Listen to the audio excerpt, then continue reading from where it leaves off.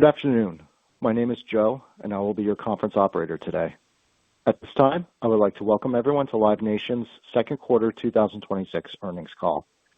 I would now like to turn the call over to Ms. Amy Yong. Thank you, Ms. Yong. You may begin.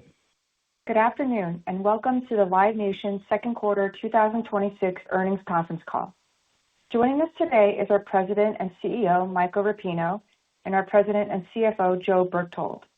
We would like to remind you that this afternoon's call will contain certain forward-looking statements that are subject to risks and uncertainties that could cause actual results to differ, including statements related to the company's anticipated financial performance, business prospects, new developments, and similar matters. Please refer to Live Nation's SEC filings, including the risk factors and cautionary statements included in the company's most recent filings on Forms 10-K, 10-Q, and 8-K for a description of risks and uncertainties that could impact the actual results. Live Nation will also refer to some non-GAAP measures on this call.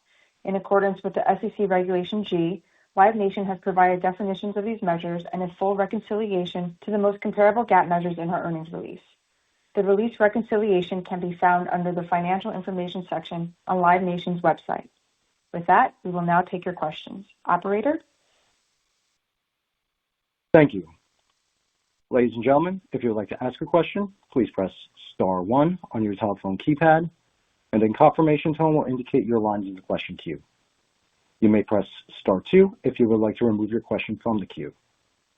For participants using speaker equipment, it may be necessary to pick up your handset before pressing the star keys. One moment, please, as we pull for questions. And our first question comes from the line of Stephen Laszczyk with Goldman Sachs. Please proceed. Hey, guys. Thanks for taking the questions. Maybe to kick us off, Michael, on the demand side, seems like every year brings with it some reasons to be concerned about the durability of consumer demand. I was hoping if you could maybe just update us on what you're seeing on the demand front out there for live music globally as we head into the second half of the year. Maybe compare how the demand has been shaping up relative to some years in the past. And then ultimately, what you think this means for your ability to sell through the remaining concert inventory you have out there on the market. It seems like a record year on the supply side. Would love just your thoughts on how that demand meets the supply in the marketplace. Yeah, we're looking, as you can see from our numbers, we've seen no consumer issues to date in terms of purchasing. Numbers are up across the board, whether it's international, America, clubs, amphitheaters, stadiums, all genres, all venues, and all geographies right now, up over 10% in terms of fan count. So we're seeing consumers buy at record levels. It'll be another record year after multiple record years. So the comps are always tough to beat, but we're seeing the continued global growth of the concert ticket. We're seeing it on site. Our food and beverage is up this year over year, across all of our owned and operated. So they're coming to the venue and they're consuming, and we're providing better menus and better options. But we're seeing no pullback there. Liquor is up year over year, so we're not actually seeing any of those stories about the consumer not drinking as much. They seem to look at the 2-hour night out at the concert as probably the night they're not cutting back. So we're not seeing any pullback. The whole Blue Dot, we have fewer cancellations this year than ever. We're running below historic lows at 1.1% cancellations versus 1.6 average. So every now and then the media blow up about a certain tour canceling is again, it's the 1%, not the 99%. And we're seeing deferred record levels right now in terms of going forward. So we think 26 is going to be an absolute record year. We're going to see strong Q3 and Q4 in terms of finishing off the great touring year we're going to have. So no consumer concerns, just kind of similar to World Cup and sports, what we're seeing on that side of the equation. That's great. Thanks for that. And then maybe one for Joe. I was curious if you would be willing to unpack your expectations for the concert segment in the back half of the year, just given the timing and mix shift of the slate and how that's expected to play out for the year. It seems like, revenue and fan count expected to grow quite nicely in the back half. Would just be curious to get your latest sense as well on the timing of margins and cadence of margins in 3Q and 4Q. Sure. So as you said, I think we always start most importantly looking at the full year, given quarters move around.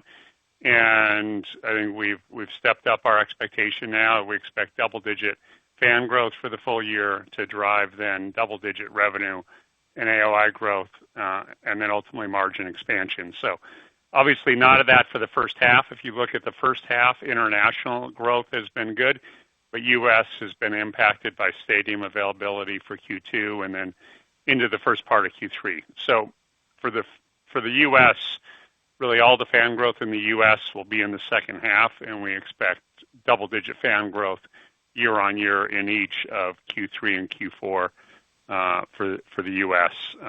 International has had a very strong first half, and we expect that to continue again with double-digit growth in fan count for each of the third and fourth quarters internationally. So the reason for confidence in that is that we really have our shows have been booked and confirmed. And if you looked at our deferred revenue, it's at a level now that gives us confidence that really the tickets are in the bank. It's a matter of playing off the shows. And then finally, just given the faster growth on operated venues or fan count and operated venues relative to third-party venues, that's really the foundation of what sets us up for margin expansion. That's helpful. Thank you both very much. The next question comes from the line of Brandon Ross with LightShed Partners. Please proceed. Hey, guys. Thanks for taking the questions. Switching gears to ticketing, it seems like things have really turned the corner there finally. How do we think about the growth algorithm from here, not just for this year, but for beyond as well? And is growth going to simply be tied to fan count, or are there other levers, and maybe how does secondary play into that?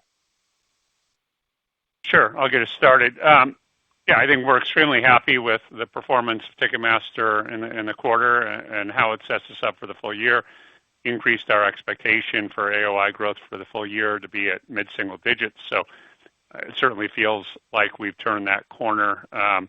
In terms of the growth algorithm, we've talked about it in the past. We do think that the first piece that is a great tailwind to have in the business is the global concert growth. So while we're not adding a lot of new venues in the U.S., we're still growing Ticketmaster's fee-bearing ticket count by high single digits so far this year, heavily off of just more activity, more utilization in those arenas and stadiums, and we think there's a lot of room for continued growth on that. And then internationally, you have a double or triple benefit because you have more shows that we're putting in. You have more markets that we're able to go into. Ticketmaster is very well positioned as we're going into Latin America and Asia markets as having the best technology out there. So it's able to build its share in those markets. That helps on the concert side to give confidence that they can go to those markets and have a platform to sell the tickets and get the grosses you need for those shows to make sense.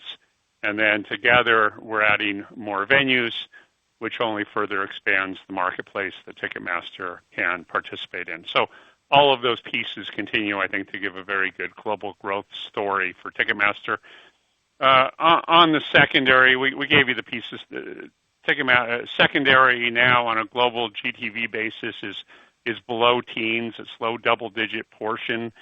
The concert piece that we've been very focused on trying to shift and get more tickets into the hands of fans on the first sale is continuing to be a lower part of our business. Today, it's probably 5% of our global GTV. So we don't see that as anything that's going to be a major impediment to growth going forward. Okay, and then on the Spotify Reserve deal that you guys announced, I was just curious how you weighed the financial contribution from that deal versus the strategic question of potentially making them the, quote, good guy or savior in ticketing and potentially furthering their competitive ambitions.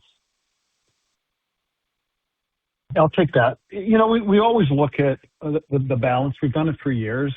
We have a much more open platform than we ever get credit for. You know, the goal has always been as long as we own the transaction, we'll always look for other discovery signals that can help drive ticket sales. So we've done this with Facebook for years. We've done it with Snapchat. We've done it with Groupon for years, Citi, Verizon. So we always look at opportunities on one, can we get better data, more reach for artists to sell tickets? And then two, I think I said it a year ago, the key in this one, Spotify or Amazon or Superfan, a lot of that conversation that went on, was making sure that we got compensated for the asset, the pre-sale. So we looked at this just like we look at a Verizon deal or a Citi deal. If Spotify was willing to compensate us properly for access to some pre-sale tickets, we think it's a great win-win for both sides. It's a very small allocation on a global basis, so they're not going to be solving the on-sale problems on an Ariana Grande tour at that scale. No one can solve it. But had a great rollout with a role model tour, sold a certain allocation towards their dedicated fans. So we think it's a good win-win. We think they've been a great partner. We like working with them on the overall music business.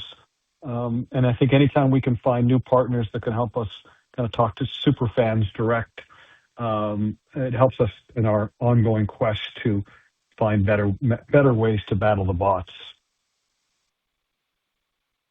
Thanks so much.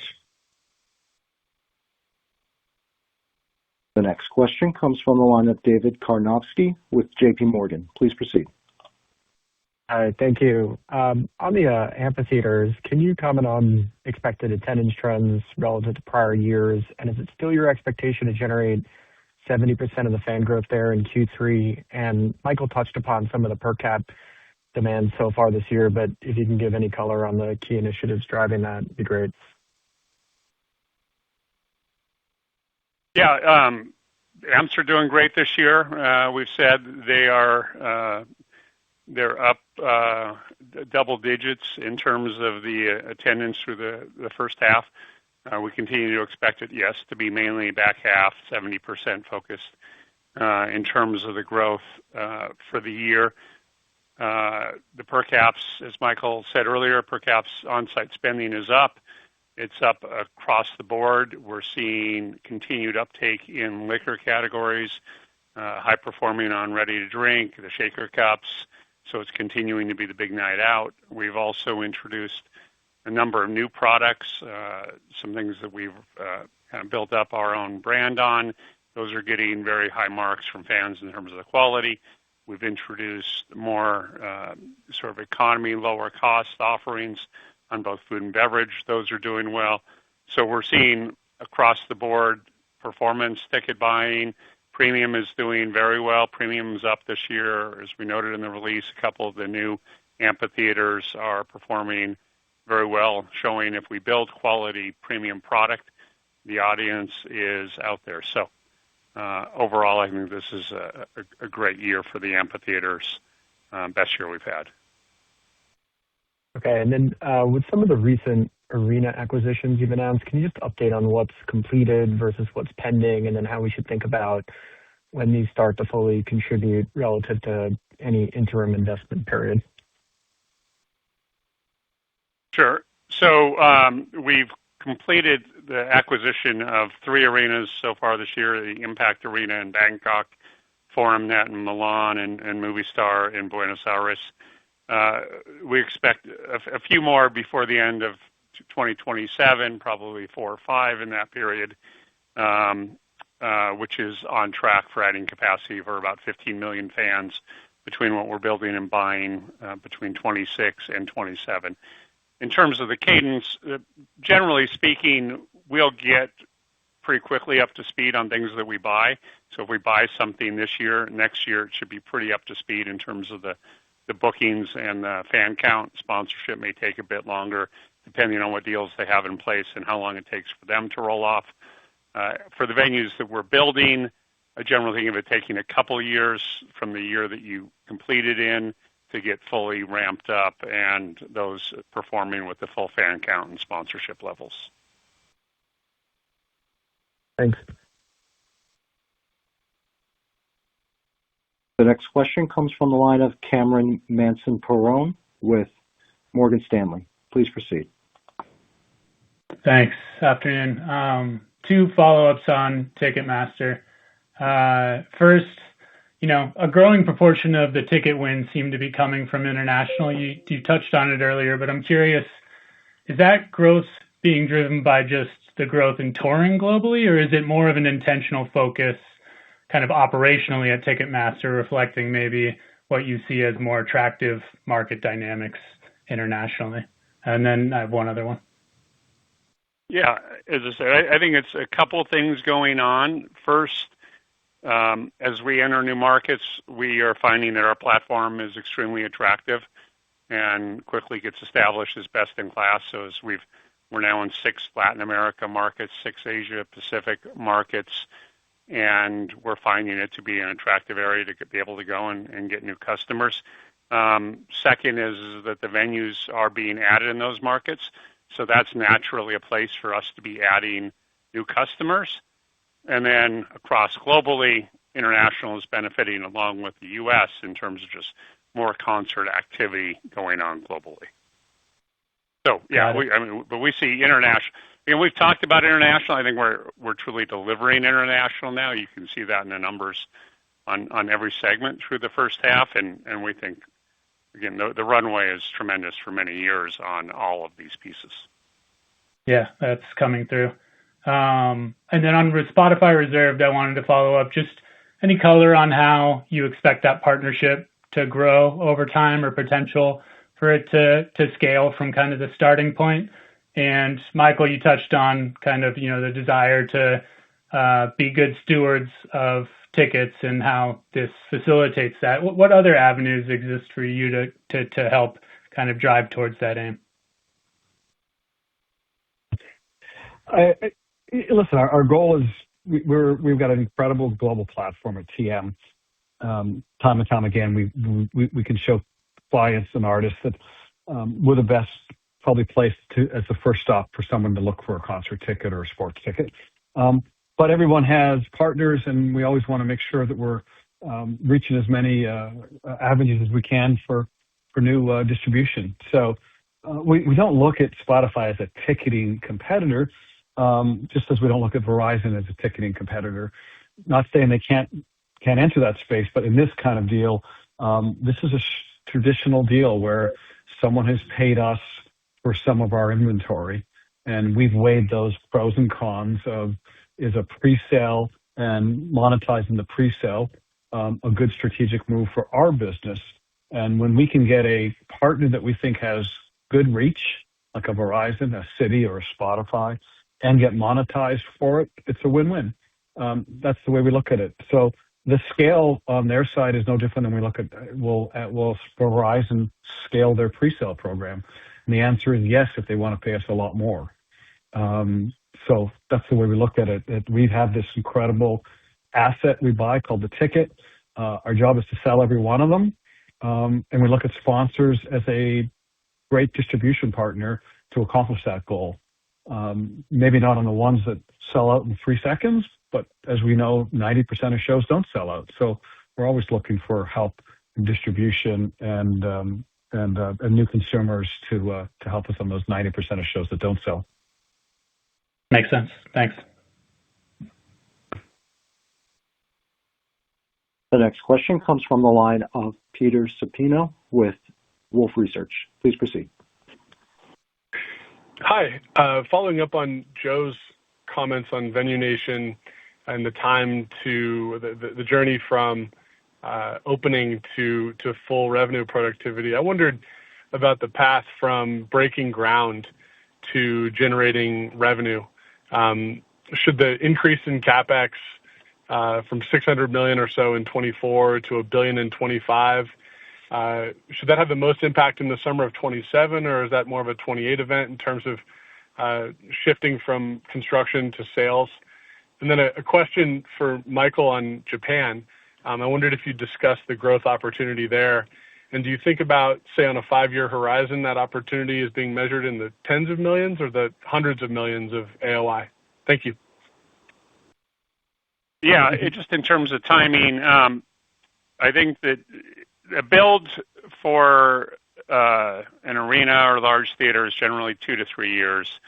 And then, as I said, it's probably between about 2 years after you complete the building. So when we're talking about the increases in 24 to 25, obviously a chunk of that we have been spending, and so some of those venues will get completed. Others aren't going to get completed until 26, 27. So I think it's probably 28 before we really start seeing the impact of that increase in CapEx. But what we focused on along the way to continue to deliver growth is why we're also augmenting it with some acquisitions. So as I just said, we've acquired 3 arenas. That'll provide more of the growth catalyst in 27. We're using that to move forward more quickly. As far as Japan, it's one of the great top markets in the world. It's a billion-dollar-plus live business. We have a very small market share today.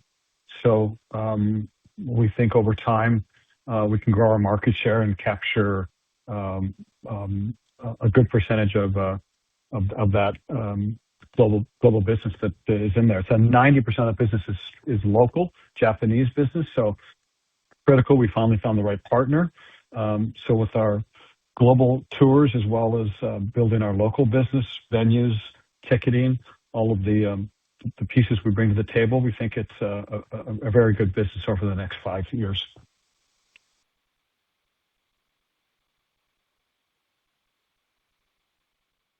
And the next question comes from the line of Batya Levi with UBS. Please proceed. Great. Thank you. On the ticketing side, can you generally talk about where we are in terms of some of the new investments you've been making on the platform, use of AI, and the progress you've been making towards unsold tickets? And just a quick follow-up on the Spotify sponsorship. Did that kick in at the end of May, or is it a 3Q event? Thank you. Sure. First on TM, I think we've been extremely happy with the progress we've been making under Sawmill over the past 9 months or so under his leadership. I think he has continued to make a lot of strides in terms of the platform and now has a clear roadmap for how we're going to continue to improve the product both online as well as with the mobile app. AI, it's a broad term, gets integrated into it in a lot of ways. We're obviously working with AI platforms because we think it's a great opportunity to unlock more long-tail discovery of what TM has when people are looking for events. At the same time, we're using AI to help power our coding and development at Ticketmaster. And then we're also looking to integrate it more in the direct fan experience while they're on site or in the app to continue to have discovery. I think that selling unsold tickets will be a ongoing proposition, helping fans discover the shows, helping make sure we have the right information on how to price the tickets, how to market the tickets, what promotions make sense. So that'll be an ongoing effort. I think we continue to make good progress in terms of how we use the data and lay the opportunities out in front of the fan, and that's in part being borne out by continued very strong ticket sales, and that'll continue over the next while. We launched Spotify in May with Role Model as their first reserve. Got it. Thank you. And the next question comes from the line of Peter Henderson with Bank of America. Please proceed. Great. Good afternoon, and thank you for taking the question. As artist conversations and venue bookings for 2027 develop, how does the early touring pipeline compare with 26 across stadiums, arenas, and amps? And then also, how should we think about the key growth levers, additional supply, international, new venue capacity for next year? Well, I mean, on the key growth, I assume you've been to our Investor Day. We've been pretty consistent year after year on how we're going to grow this global business. There's a global platform out there, lots of untapped markets for us, and we're going to keep expanding and building our business on a global basis. And that alone will drive our show count, which ultimately drives all of the other pieces. 27 looks like a strong year. We already have a big percentage of our bookings in for next year. We see another strong global year of both stadiums, arenas, and amphitheaters. Still early, but very encouraging from what we see booked in the calendar so far. Thank you.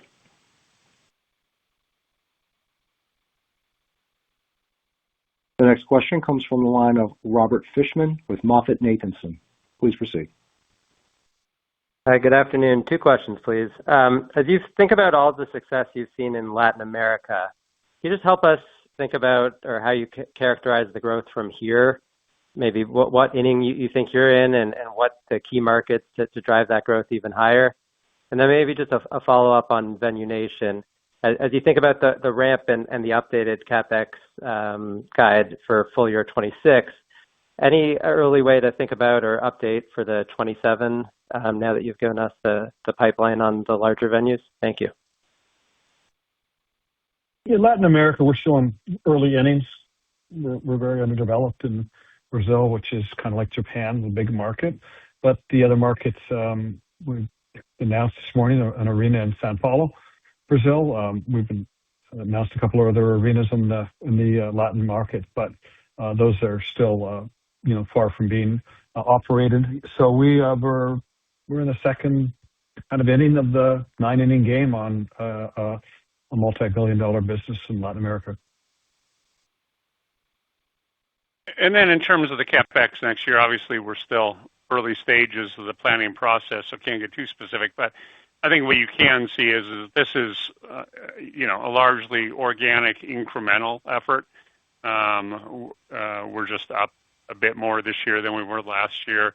It'll be framed by the opportunities for next year, and it's a little bit lumpy based on the timing of the builds. But it'll be incremental to what we have now.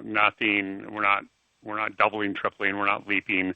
I think we're continuing to be very focused on finding the right projects that are going to deliver the returns we're looking for and turning down a lot of projects that don't. That'll continue to be our MO. Great. Thank you both. The next question comes from the line of Steven Cahall with Wells Fargo & Company. Please proceed. Thank you. A couple on Venue Nation. Just first, as investors, I think, look to understand the investments a little better. The guidance is for Venue Nation fans to grow faster than third party. Is that just because there's more third-party venues, or is there something sort of structurally superior about the Venue Nation portfolio where you would expect the growth rate longer term to be higher there than it is for kind of the mix of third-party assets? And then relatedly, with the 15 million fans run rate you're looking to add by the end of next year, I mean, I think that would imply, unless the venues come online very late in the year, that you'll have another kind of double-digit year for fan growth in 2027. I was wondering if that's something you'd be willing to comment on at this point. Thank you. Yeah, in terms of the fan growth this year, first of all, there's way more third-party venues than there are Live Nation operated venues. We run a small minority of venues. The growth is because we operate them. We've got a lot of effort put into continuing to build the show count. And at the same time, we're adding some new venues. So we have the double benefit of both focus on filling the buildings we have and adding new buildings. Whereas with third party, you're focused on incremental show count. So you have more pieces that you're working with on your operated. And I think it's premature to talk specifically about next year and how that 15 million run rate flows in.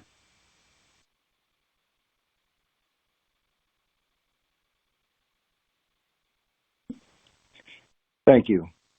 Ladies and gentlemen, this concludes the question and answer session, and I'd like to hand the call back over to Michael Rapino for closing remarks. Thank you, everyone. Have a great summer. Hope to see you out at the show. Talk to you soon. Thank you. This concludes today's conference. You may disconnect your lines at this time and enjoy the rest of your day.